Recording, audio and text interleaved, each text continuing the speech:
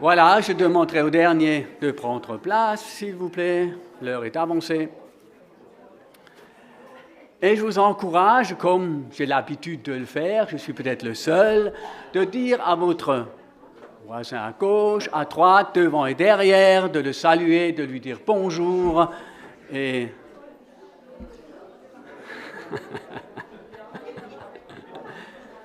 voilà, saluez-vous fraternellement et je demanderai au groupe de louanges de nous préparer avec un instrumental pour vraiment que nous puissions nous recueillir.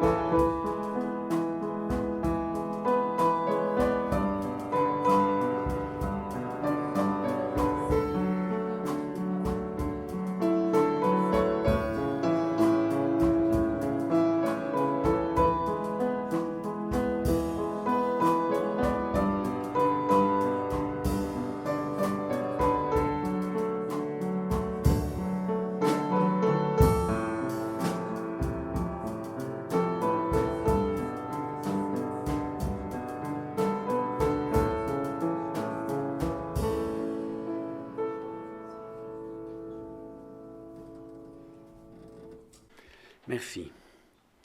Que la grâce, la compassion et la paix vous soient données de la part de Dieu notre Père et de Jésus-Christ notre Sauveur et Seigneur. Soyez tous les bienvenus ce matin. Dans Hébreux 12, verset 28, la parole de Dieu nous enseigne « Attachons-nous à la grâce qui permet de rendre à Dieu un culte qui lui soit agréable, avec respect et avec piété. » Oui. C'est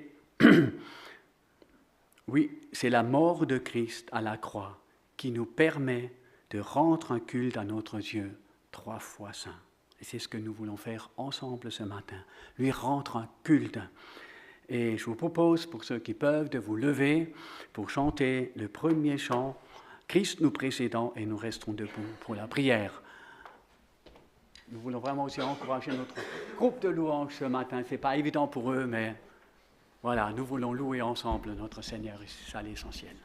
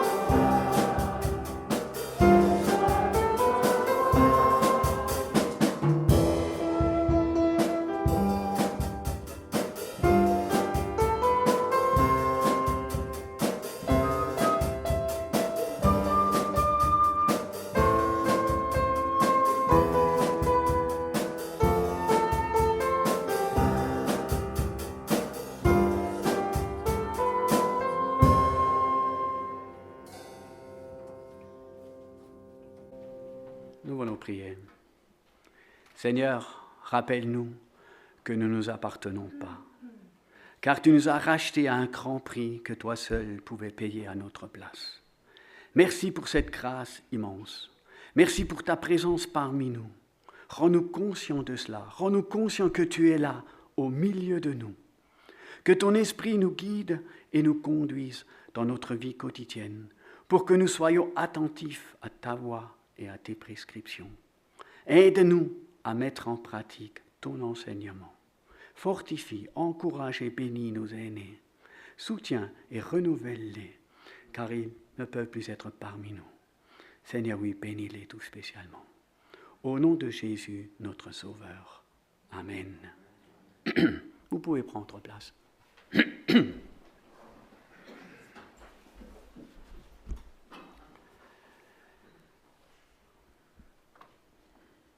Que notre Dieu nous aide maintenant à l'adorer pour qui il est vraiment. Car nous ne sommes pas toujours conscients que son esprit nous conduise à exalter notre Seigneur Jésus-Christ pour sa grâce, sa parole, son amour. Je lis quelques versets dans Apocalypse. Saint, Saint, Saint est le Seigneur, le Tout-Puissant, celui qui était, qui est et qui vient. Tu es digne, notre Seigneur et notre Dieu, qu'on te donne gloire, honneur et puissance, car tu as créé tout ce qui existe. L'univers entier doit son existence et sa création à ta volonté. À celui qui siège sur le trône, à l'agneau, soit louange, honneur et gloire, puissance pour l'éternité. Et je continue dans Psaume 47, je vous lis encore quelques versets, où il est dit « Vous tous les peuples, battez des mains, poussez vers Dieu des cris de joie, car l'Éternel, le Très-Haut, est redoutable, il est un grand roi sur toute la terre. Chantez en l'honneur de Dieu, chantez, chantez en l'honneur de notre roi, chantez, car Dieu est le roi de toute la terre, chantez un cantique. Dieu règne sur les nations, Dieu siège sur son trône. » Et c'est ce que nous voulons faire. Nous voulons louer, l'adorer à travers les 3 prochains chants. Sentez-vous libre de vous lever. Si vous ne pouvez pas, vous pouvez rester assis. Mais nous voulons vraiment adorer notre Dieu. Rappelez-vous, il est parmi nous. Et c'est ça l'essentiel. Il est là et nous voulons lui donner toute la gloire qui lui revient à travers les 3 chants. Et puis nous aurons un moment de prière libre et nous terminerons ce moment avec un autre chant. Voilà. Faites comme vous voulez. Levez-vous, restez assis. Louons notre Seigneur ensemble.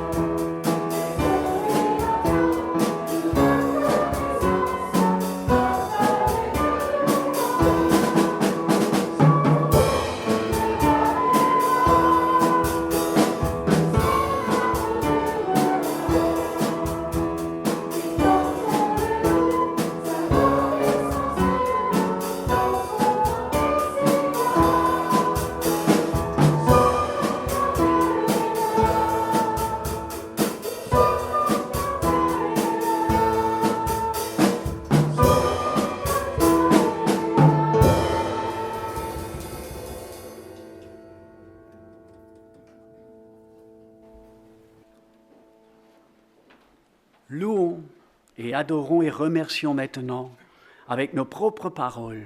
Rendons gloire à l'agneau de Dieu immolé pour nous. Tous ceux qui font du sport actuellement se battent pour avoir une médaille d'or. Et après, quand ils ont cette médaille, ils se réjouissent énormément. Et nous, Dieu nous l'a offerte. Dieu nous a offert le paradis. Dieu nous a offert le pardon des péchés.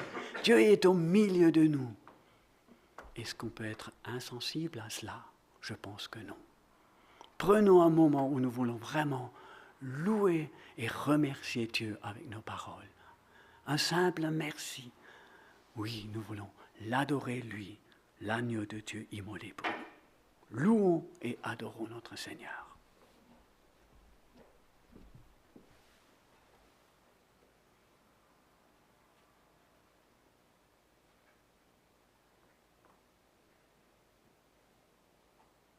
Père éternel, nous venons devant toi ce matin pour t'apporter notre louange et notre reconnaissance.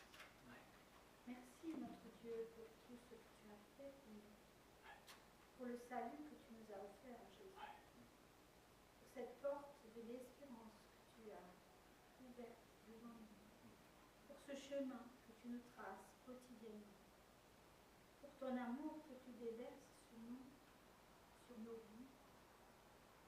Seigneur, merci pour qui tu es, parce que tu es le Tout-Puissant, le Créateur, le Roi des rois. Il n'y a pas d'égal à nous, nulle part, Seigneur. Que ton nom soit loué et adoré ce matin, dans cette assemblée et dans toutes les assemblées qui se réunissent en ton nom. Seigneur, nous voulons t'offrir notre reconnaissance. Nous voulons te louer, t'adorer, parce que tu es le seul Dieu, l'unique. Celui qui a toujours été, celui qui n'a ni début ni fin, celui qui a dit je suis. Seigneur, ce matin, tu es parmi nous par ton esprit. Et ce matin, nous voulons te louer parce que tu nous as racheté un bon prix. Seigneur, tu as tout fait pour nous sauver, Seigneur. Merci Jésus parce que tu as donné ta vie pour que cela puisse être possible, Seigneur. Tu l'as fait par amour pour nous. Tu as donné ta vie. Seigneur, merci pour ton corps que tu as donné, pour ton sang qui a coulé pour nos péchés, pour notre perdition. Seigneur, pour notre éloignement de toi. Et merci parce que tu as tout fait, Seigneur. Merci Jésus parce que tu nous as de nouveau réconciliés avec Dieu le Père. Et ce matin, aide-nous à nous souvenir, Seigneur, de ce que tu as fait pour nous. Seigneur, nous sommes beaucoup plus que nous pensons, imaginons. Moi, le premier, si souvent je me sous-estime. Je sais pas ce que je suis en toi. Et pourtant, nous sommes riches en toi, Seigneur. Nous avons cette médaille, Seigneur. C'est vrai, comme ça a été dit, les athlètes doivent courir pour recevoir une médaille. Seigneur, toi, tu l'as fait pour nous, Seigneur. Tu as juste besoin de la prendre, Seigneur. Seigneur, tu as eu la victoire absolue sur tout, Seigneur. Tu as remporté la victoire une fois pour toutes. Seigneur, et quelle grâce, Seigneur. Nous sommes le bénéfice de ce que tu as fait pour nous. Et ce matin, nous voulons juste te louer, t'adorer, te rendre la gloire. Seigneur, pardon, parce que si souvent, je manque de confiance en toi. Seigneur, aide-moi à plus te faire confiance, Seigneur. Seigneur, aide-nous à devenir comme les petits enfants. Que toute la gloire te revienne. À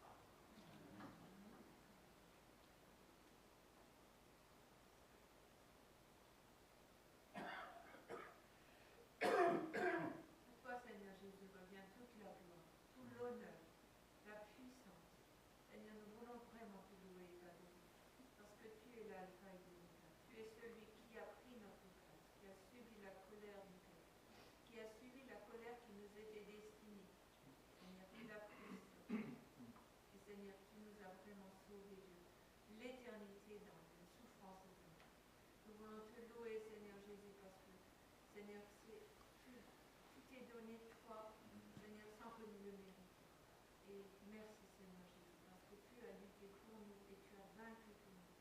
Et maintenant, tu es d'âge en âge, d'éternité en éternité, de Dieu Tout-Puissant, et celui qui reviendra et qui reviendra nous prendre avec lui.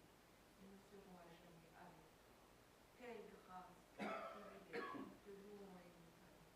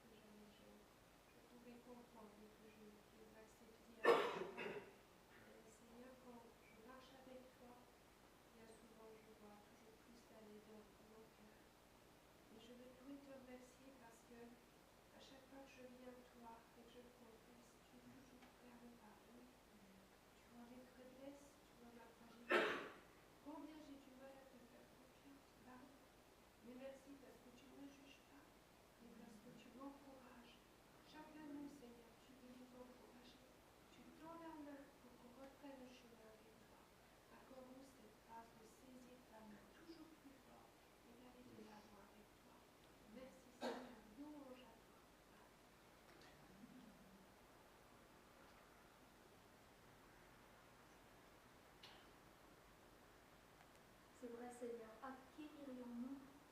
Tu as les paroles de la vie. Seigneur, merci de t'être révélé à nous, de t'être montré dans toute l'étendue de ton amour, parce que tu es venu nous chercher quand on était dans l'obscurité, parce que tu nous as parlé quand on ne te cherchait pas, parce que tu as fait le premier pas en toutes choses. Oui, tu es le premier, le seul, l'unique, le Dieu incomparable, qui mérite toute notre adoration et toute notre obéissance. Gloire à ton nom. Amen. Amen.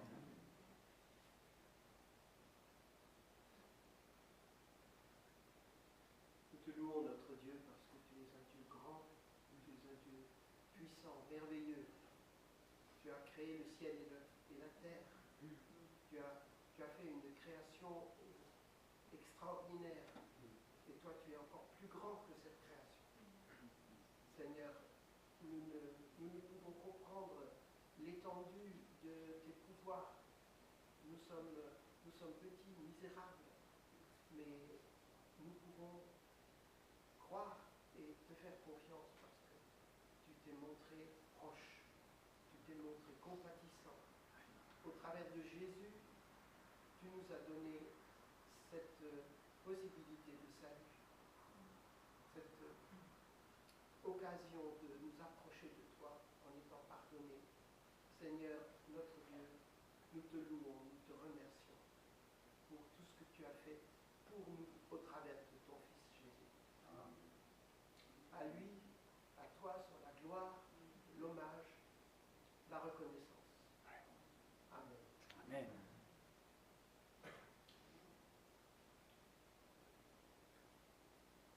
En ce jour particulier, loin de toute occupation et loin de toute préoccupation, je veux venir à toi pour te louer ta vie.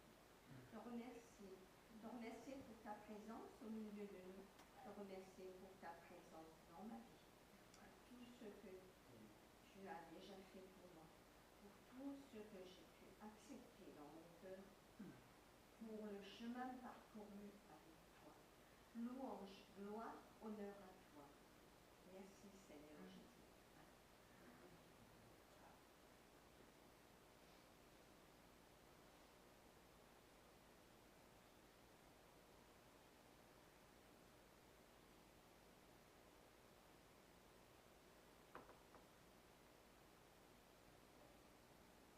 Oui, Seigneur, quelle joie de savoir que tu es parmi nous ce matin. Toi, le Dieu trois fois saint, le Tout-Puissant, le Créateur du ciel et de la terre, qui est parmi nous. Seigneur, merci pour ta présence. Merci, Seigneur, car tu as tout accompli pour chacun d'entre nous. Merci, Seigneur, pour cette joie que tu nous mets dans nos cœurs quand nous venons auprès de toi. Merci, Seigneur, pour cette confiance que nous pouvons avoir, Seigneur, car toi, tu as tout prévu d'avance. Merci, Seigneur, pour ta protection, Seigneur, pour la liberté que nous avons encore, Seigneur, pour tous les biens matériels dont nous pouvons encore profiter. Seigneur, merci pour ce beau soleil, merci pour tout. Honoré, loué, glorifié et adoré sois-tu, ô Dieu trois fois saint. Amen. Nous continuons avec le prochain chant, Louons et adorons. Pour ceux qui peuvent, vous pouvez vous lever, pour les autres, vous pouvez rester assis. Amen.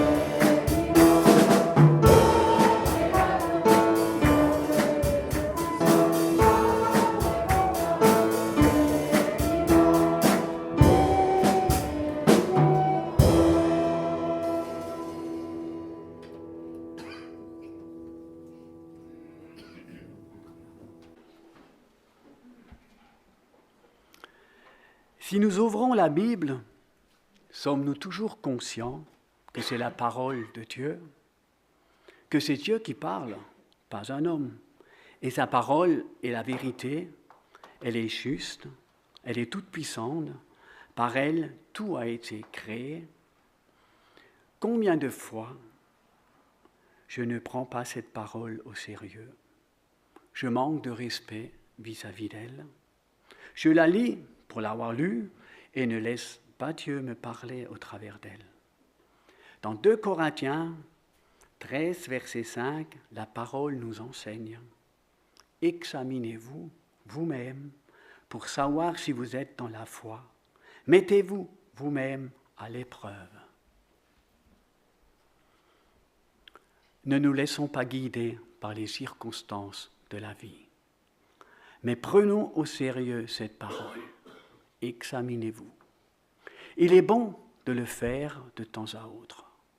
Cela a une importance capitale pour notre vie chrétienne, pour maintenant, pour plus tard, pour l'éternité.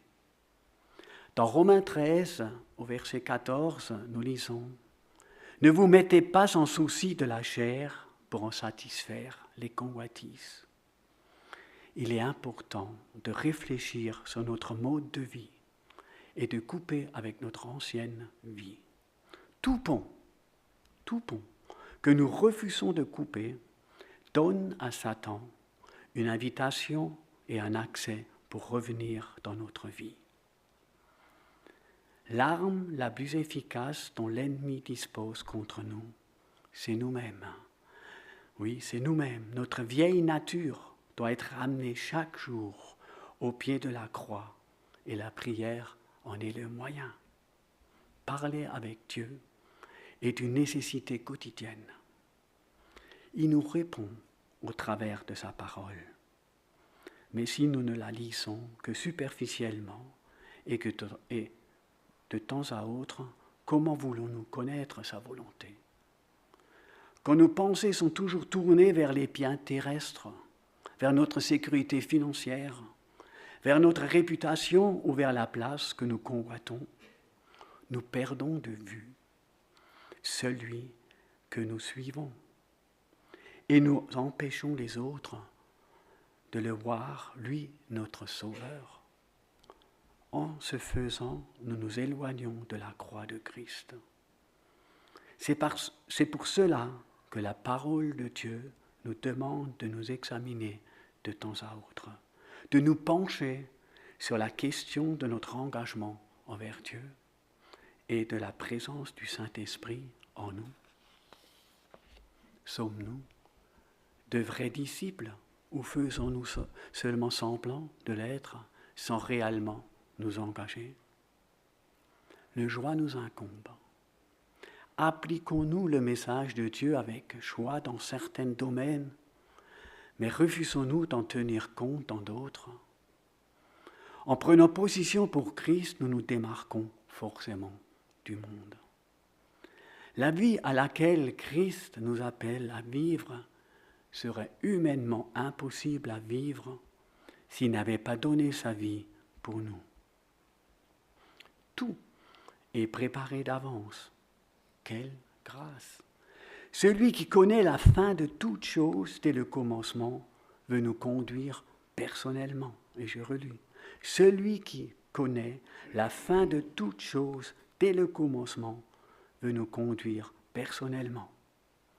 À nous de nous examiner et de rentrer dans ses plans pour notre vie. Je termine avec quelques versets qui se trouvent dans Tite 2, 11 à 14. Nous disons, en effet, la grâce de Dieu, source de salut pour tous les hommes, a été révélée. Elle nous enseigne à renoncer à un mode de vie impie et aux convoitises de ce monde et à vivre dans le temps présent, conformément à la sagesse, la justice, la piété, en attendant notre bienheureuse espérance, la manifestation de la gloire de notre grand Dieu et Sauveur Jésus-Christ. Il s'est donné lui-même pour nous, afin de nous racheter de toute faute et de se faire un peuple qui lui appartient, purifiés, scellés pour de belles œuvres. Faisons-nous partie de ce peuple? Passons de la théorie à la pratique. Laissons-nous guider par l'Esprit de Dieu et vivons pour celui qui a donné sa vie pour nous. Ta parole, c'est le titre du prochain chant.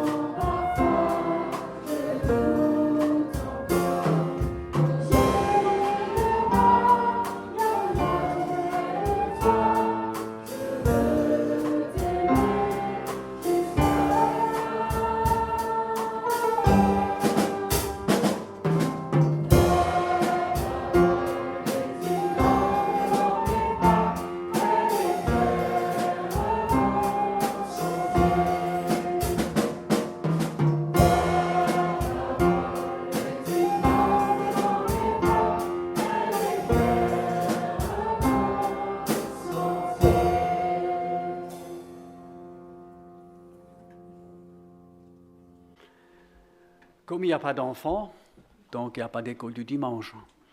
Donc je laisse la parole à Roland.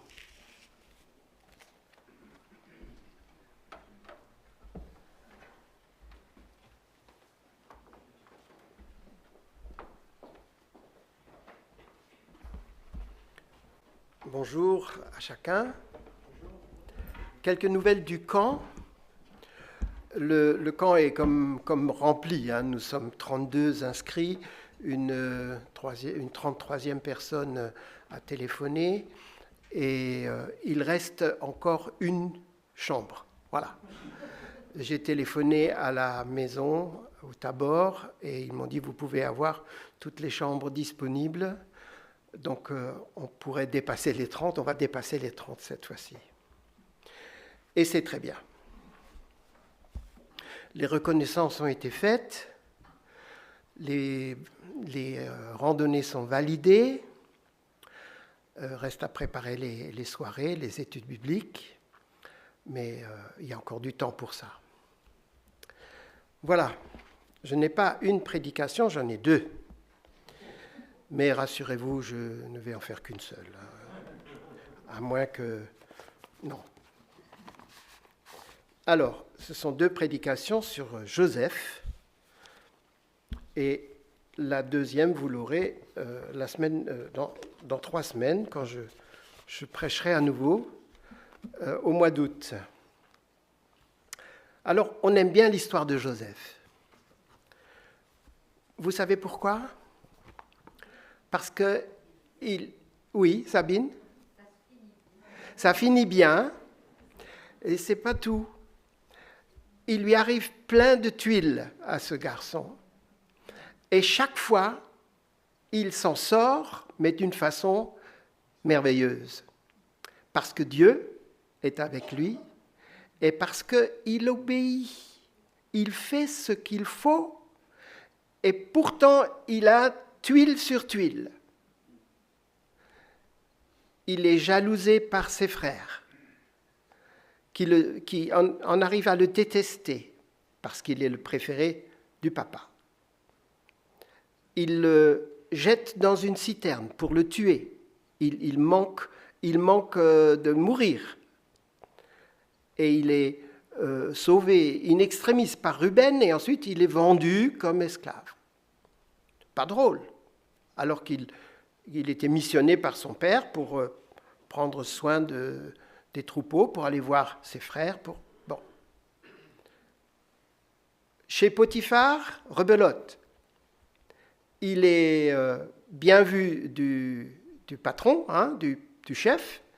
Il a la confiance totale il a toute la maisonnée sous ses ordres. Et puis voilà, la femme de Potiphar veut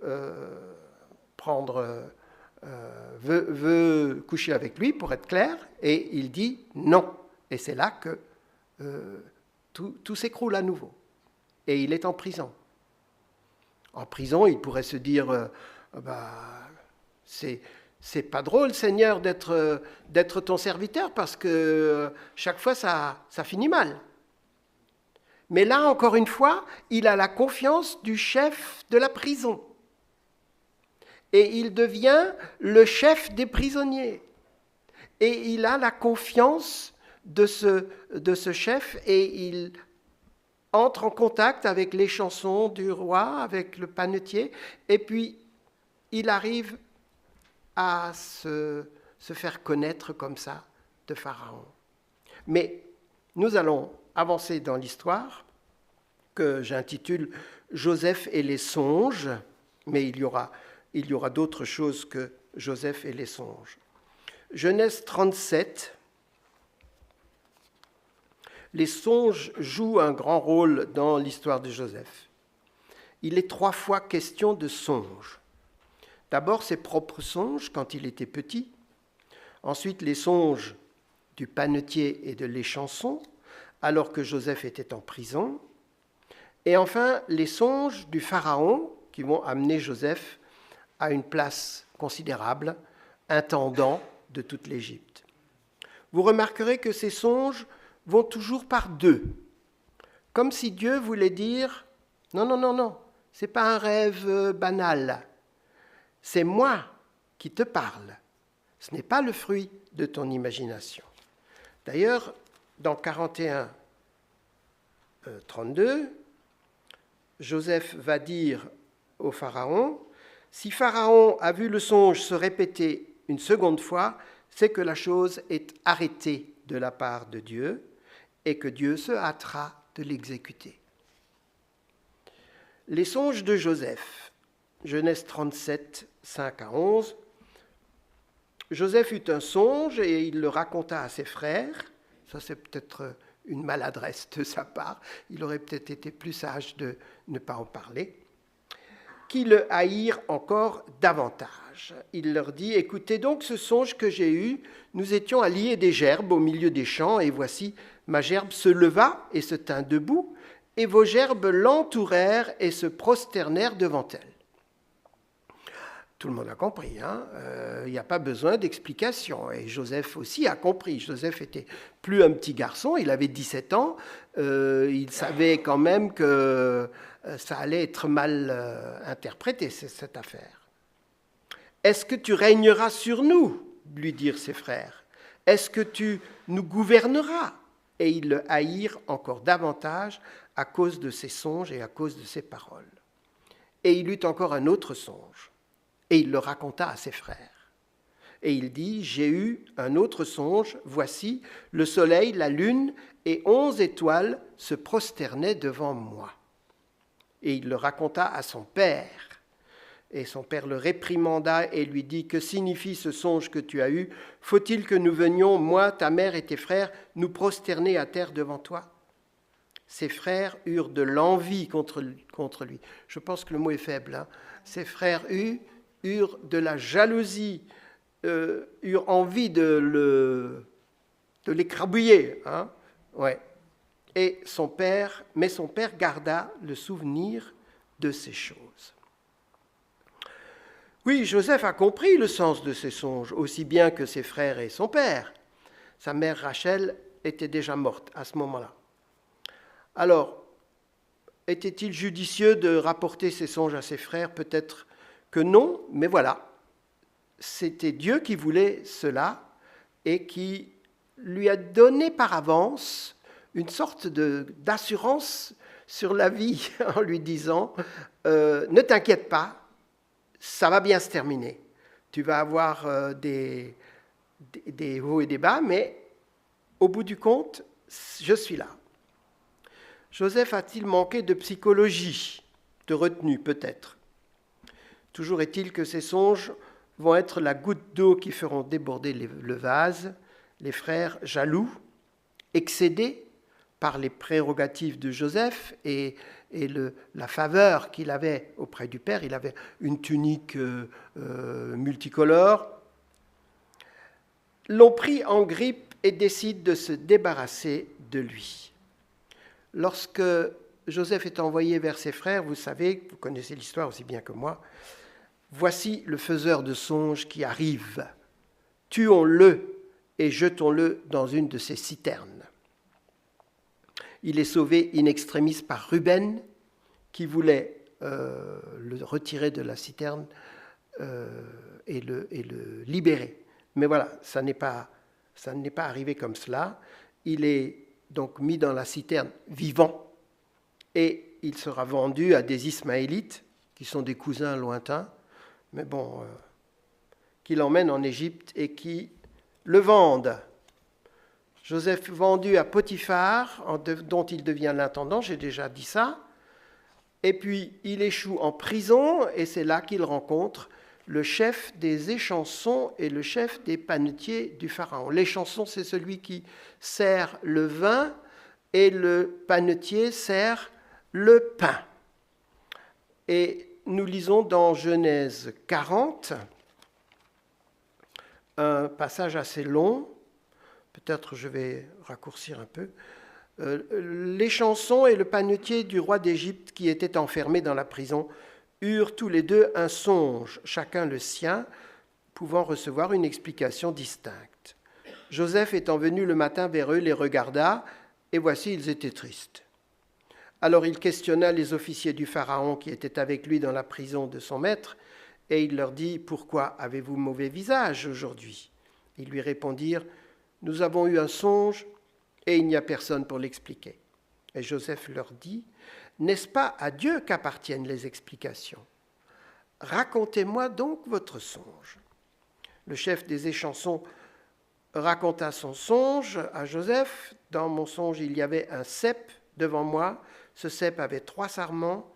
Quand il eut poussé, sa fleur se développa et ses grappes donnèrent des raisins mûrs. La coupe de Pharaon était dans ma main. Je pris les raisins, je les pressai dans la coupe et je mis la coupe dans la main de Pharaon. Joseph lui dit, « En voici l'explication. Les 3 sarments sont 3 jours, encore 3 jours, et Pharaon relèvera ta tête et te rétablira dans ta charge. Tu mettras la coupe dans la main de Pharaon, comme tu en avais l'habitude lorsque tu étais son échanson. Mais souviens-toi de moi quand tu seras heureux, et montre, je te prie, de la bonté à mon égard. Parle en ma faveur à Pharaon, et fais-moi sortir de cette maison. Car j'ai été enlevé du pays des Hébreux, et ici même, je n'ai rien fait pour être mis en prison. » Le chef des panetiers, voyant que Joseph avait donné une explication favorable, dit, « Voici, il y avait aussi dans mon songe 3 corbeilles de pain sur ma tête. Dans la corbeille la plus élevée, il y avait des mets de toute espèce cuits au four, et les oiseaux les mangeaient dans la corbeille au-dessus de ma tête. » Et Joseph répondit, « Voici l'explication, les 3 corbeilles sont 3 jours, encore 3 jours, et Pharaon enlèvera ta tête de dessus toi, te fera pendre à un bois, et les oiseaux mangeront ta chair. » Le 3e jour, jour de la naissance de Pharaon, il fit un festin à tous ses serviteurs. Il éleva la tête du chef des échansons et la tête du panetier au milieu de ses serviteurs. Il rétablit le chef des échansons dans sa charge et il fit pendre le chef des panetiers selon l'explication que Joseph avait donnée. Mais le chef des échansons ne pensa plus à Joseph. Il l'oublia. Ce ne sont donc pas des rêves de Joseph, mais c'est Joseph qui interprète les songes. Et il dira, n'est-ce pas à Dieu qu'appartiennent les explications ? Sans doute que Joseph avait un don de comprendre et d'expliciter les songes, peut-être qu'il avait déjà constaté cela. Il se rend compte que sa vie, faite de haut et de bas, est plutôt extraordinaire. Il a confiance en Dieu et il se dit, bon, c'est l'occasion pour moi de sortir de la prison. Les chansons vont se souvenir de moi et tout arrive comme prévu, sauf que les chansons va l'oublier. Jusqu'à ce que, 2 ans plus tard, Pharaon a des songes, lui aussi. Les songes de Pharaon, c'est plus court, et vous les connaissez aussi. Pharaon eut un songe, voici, il se tenait près du fleuve. 7 vaches belles à voir et grasses de chair montèrent hors du fleuve et se mirent à paître dans la prairie. 7 autres vaches, laides à voir et maigres de chair, montèrent derrière elles hors du fleuve et se tinrent à leur côté sur le bord du fleuve. Les vaches laides et maigres mangèrent les 7 vaches belles et grasses, et Pharaon s'éveilla. Il se rendormit, et il eut un second songe. Voici 7 épis gras et beaux montèrent sur une même tige, et 7 épis maigres et brûlés par le vent d'Orient poussèrent après eux. Et les 7 épis maigres engloutirent les 7 épis gras et pleins, et Pharaon s'éveilla. Voilà le songe. Le matin, Pharaon eut l'esprit agité, il fit appeler tous les magiciens et tous les sages de l'Égypte. Il leur raconta ses songes, mais personne ne put expliquer ses songes. Alors, le chef des panetiers, moi j'ai peut-être une solution. Je connais quelqu'un. Joseph est appelé à la cour de Pharaon. Bon, on le rase, on le lave, on l'habille, parce qu'il n'était pas très présentable. Et Joseph lui donne l'explication, je fais court, 7 années d'abondance suivies de 7 années de famine. Pharaon confie à Joseph le commandement de tout le pays pour éviter la famine et organiser ainsi le stockage des grains en prélevant sur les récoltes 20% et en mettant de côté suffisamment de blé pour la période de sécheresse. Je reviens au premier songe du jeune homme. Les gerbes de blé, il y a comme un rappel avec la suite, les gerbes de blé qui s'inclinent devant la sienne. Et puis les étoiles, la lune, le soleil qui s'inclinent devant lui. Est-ce que ces songes vont se réaliser ? Oui ? Quand ? Encore un peu plus tard. Dans Genèse 42, au verset 6, Joseph commandait dans le pays, c'est lui qui vendait du blé à tout le peuple du pays. Les frères de Joseph vinrent et se prosternèrent devant lui, la face contre terre. Et puis, ils reviennent une seconde fois, et c'est la même chose. Ils s'inclinèrent et se prosternèrent. Est-ce qu'ils se rendent compte, les frères, que cette histoire qui leur arrive là maintenant, face à un gouverneur de l'Égypte, c'est la punition de ce qu'ils ont fait à Joseph.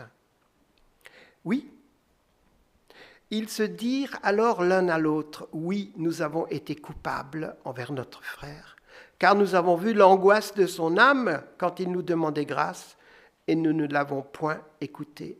C'est pour cela que cette affliction nous arrive. » Ils ont conscience. Rendez-vous compte, ils ont vécu pendant toutes ces années avec cette affaire sur la conscience. Les 10 ont vendu leur frère, ils ont ramené la tunique tachée de sang à leur père, ils lui ont menti, ils lui ont dit « c'est une bête féroce qui l'a certainement tué ». Et voilà cette tunique qui est la preuve. Ils ont vécu pendant 15 ans une horreur de ce qu'ils ont fait, et ils n'ont rien dit.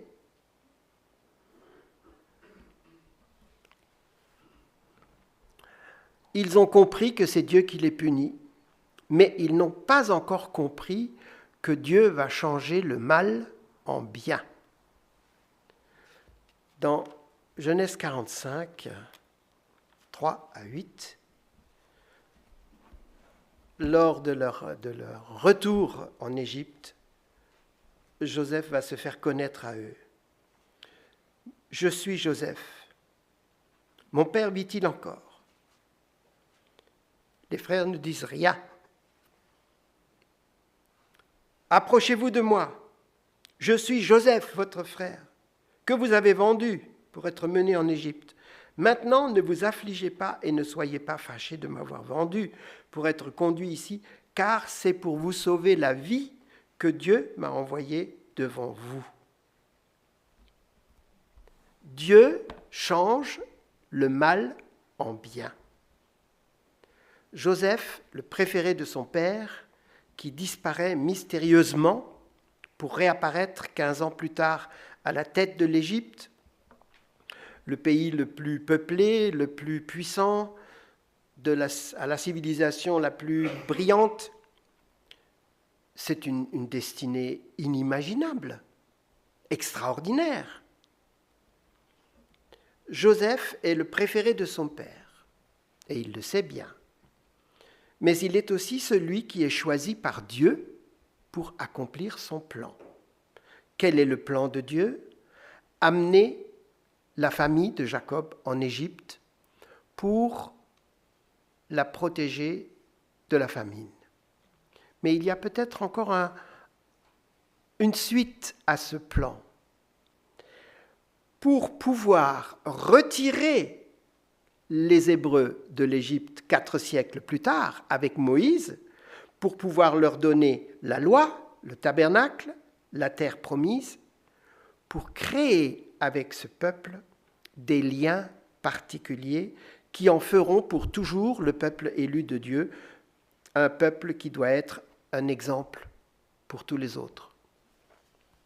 Joseph, évidemment, ne sait pas tout ça. Mais il apprend vite. Il apprend que quand tout va mal, Dieu est là quand même et arrange les choses. Il est sauvé par Ruben d'une mort certaine. Chez Potiphar, tout ce que Joseph entreprenait réussissait. Aussi a-t-il été établi sur sa maison et lui a-t-il confié tout ce qu'il possédait. Et l'Éternel a béni la maison de Potiphar à cause de Joseph. En prison, c'est plus ou moins la même chose. Joseph est bien vu du chef de la prison qu'il établit au-dessus des autres prisonniers. Et l'Éternel donnait de la réussite à ce qu'il faisait. Même quand ça va mal, Dieu est là et favorise Joseph, à chaque fois. Attention, ce n'est pas magique, parce que Joseph est sérieux, intègre, droit. Ses qualités sont appréciées et font qu'il réussit à chaque fois. Alors le summum, c'est quand même quand Pharaon le distingue, l'écoute. Et puis il dit, trouverions-nous un homme comme celui-ci, ayant en lui l'Esprit de Dieu? Il le choisit comme intendant de toute l'Égypte, comme premier ministre. Notre président devrait peut-être lire ça, là. Comment choisir le futur premier ministre? Lui, Joseph, l'étranger, l'hébreu que l'on vient de tirer de prison. C'est une histoire incroyable.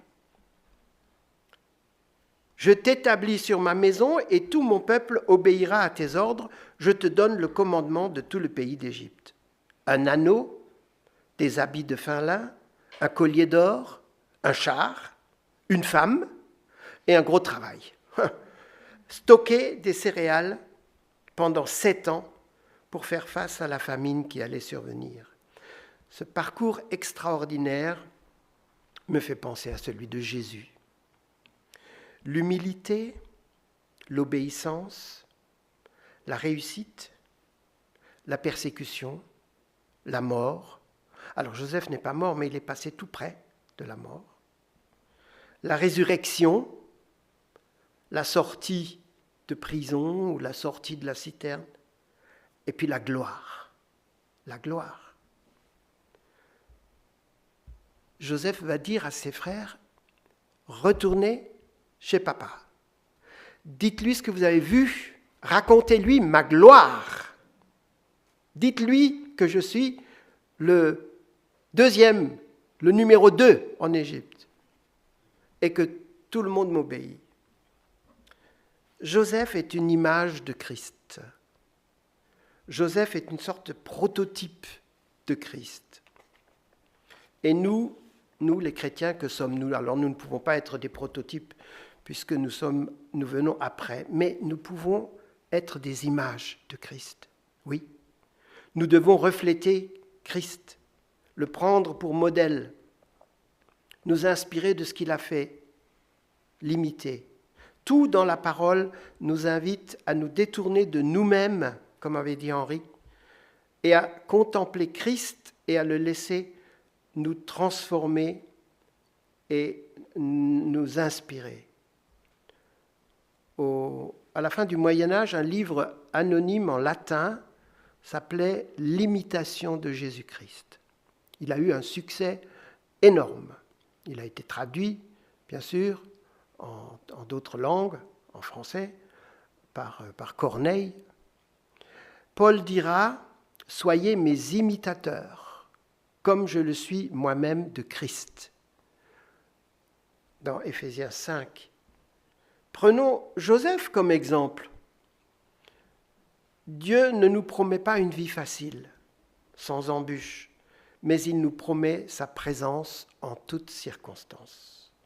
Ne nous attendons pas à une vie paisible, à un long fleuve tranquille, mais plutôt à des hauts et des bas, avec peut-être des miracles, pourquoi pas.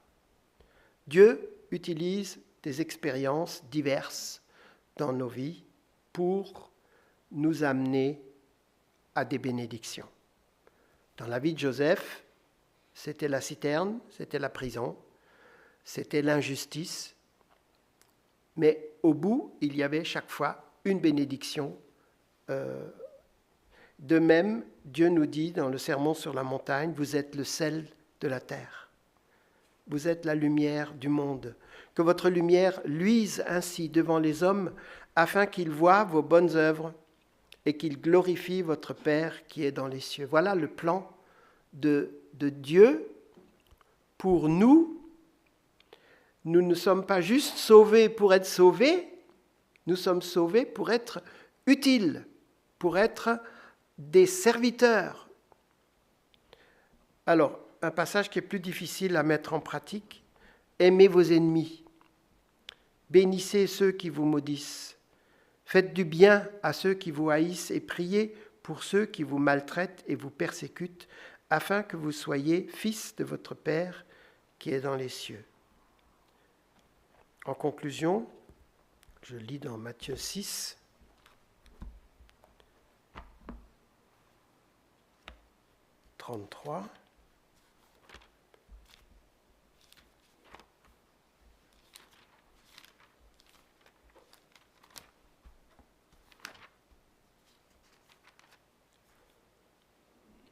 cherchez premièrement le royaume et la justice de Dieu, et toutes ces choses vous seront données par-dessus. Ne vous inquiétez donc pas du lendemain, car le lendemain aura soin de lui-même. À chaque jour suffit sa peine. Voilà. Je vais encore prier avec vous. Seigneur Dieu, notre Père, nous nous réjouissons avec Joseph pour cette histoire qui se termine si bien, qui est merveilleuse, qui est une histoire digne du meilleur des contes de fées. Mais Seigneur, c'est une histoire vraie, de la même façon que toi, Seigneur Jésus, tu es venu sur la terre, tu es mort, tu es ressuscité, tu es monté au ciel, et c'est une histoire vraie pour nous, parce que nous pouvons être au bénéfice de ce salut que tu nous offres. Nous te louons, Seigneur, pour ce que tu as fait dans la vie de Joseph, pour ce que tu as fait dans la vie de Paul et de tous tes serviteurs dont la Bible nous parle. Merci, Seigneur, de ce que tu as fait dans la vie de tous ces nombreux missionnaires et hommes de Dieu qui, depuis des millénaires maintenant, marchent avec toi, ont marché avec toi, t'ont glorifié dans leur vie. Seigneur, donne-nous d'être à notre tour utiles dans ton royaume. Montre-nous ce que tu veux dans nos vies. Place-nous là où tu veux et donne-nous d'être tes témoins. Amen.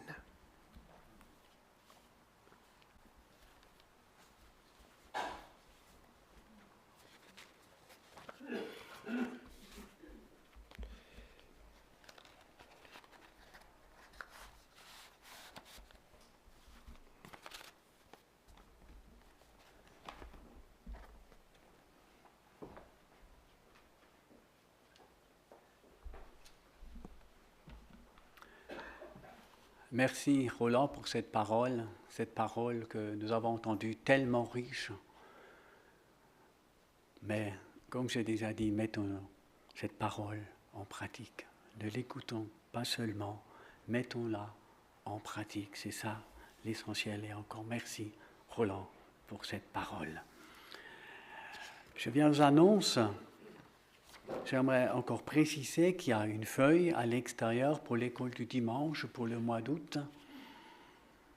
Inscrivez-vous pour un dimanche pour que, si jamais il y a des enfants, vous pouvez les prendre en charge, leur raconter une histoire. Voilà, que vous laissez-vous guider par le Seigneur pour ce jour où vous aurez l'école du dimanche. Culte à la même heure la semaine prochaine. À part ça, il n'y a rien cette semaine, période de vacances. Ah oui, pardon, c'est pas dans... Oui, l'étude biblique de Word continue le mercredi, excuse-moi. Voilà, donc mercredi soir à 20h, voilà, donc étude biblique à Word dans la salle Espérance à côté. Donc vous êtes cordialement invités. Est-ce qu'il y a encore une autre annonce ? Non. Donc, je vous propose de vous lever et nous voulons chanter la prière que le Seigneur lui-même nous a laissée. Réfléchissons vraiment ce que nous chantons. Cette prière, nous ne voulons pas la chanter pour l'avoir chantée ou parce que ça fait bien de la chanter à la fin du culte. Non. Mais que cette prière, faisons-la nôtre.